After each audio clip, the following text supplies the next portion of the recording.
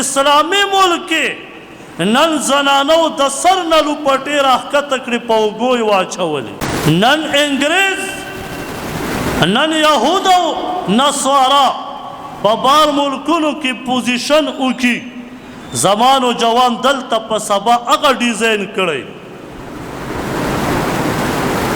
نن کاغي پین شټ واچي چې زنګونونو نه بره پتونه پورې به دا شټ دومره وي. زمان و جوان نن دلته په پاکستان کې هغه شټ اچولی.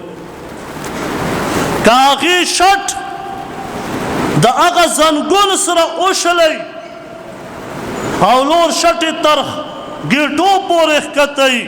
نن زمان و جوان او زما تر سرو هغه شټ اوشلو هغه پین شټ هغه پرتوګ زنګونونه پکې ښکاري حالن کې زنګونه ورت دی. بې حیایي دومره ځای ته انتها وکړه. نن که هغه انګریزانو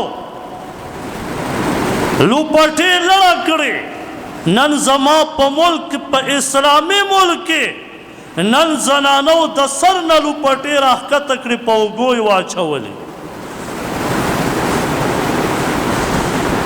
هغه لوپټې چې د سر دپاره وې وَلْيَضْرِبْنَ بِخُمُرِهِنَّ عَلَى جُيُوبِهِنَّ لیکن نن هغه لوپټې ولو ته راښکته شوې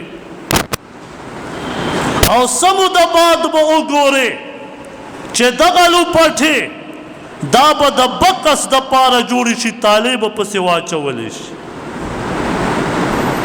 او داسې کپړې به بازار ته راشي چې صرف پرتوګ او کمیس به میلاویږي د هغې سره به صادر نه وي.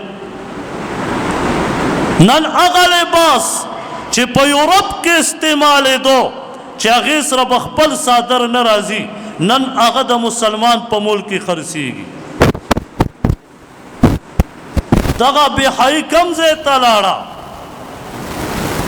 هغه د جال کپړې به دې معاشرې ته راشي په ګرمۍ کې به خلق او زنانه اچوي.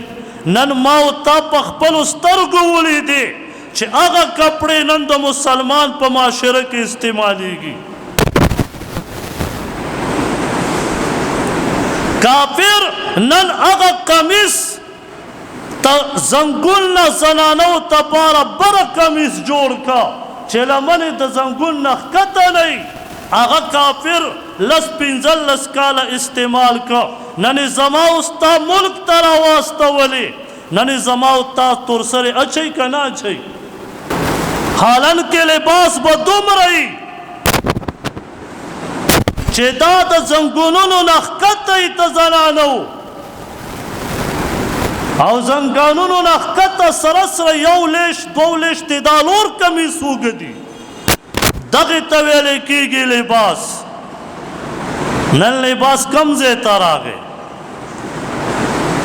بېحیایي دومره حد ته ورسېده چې انګریزانو هغه رستوني د زنانو هغه نیم کټ کا هغې استعمال کړي بیا یې دې ملک ته راواستولې.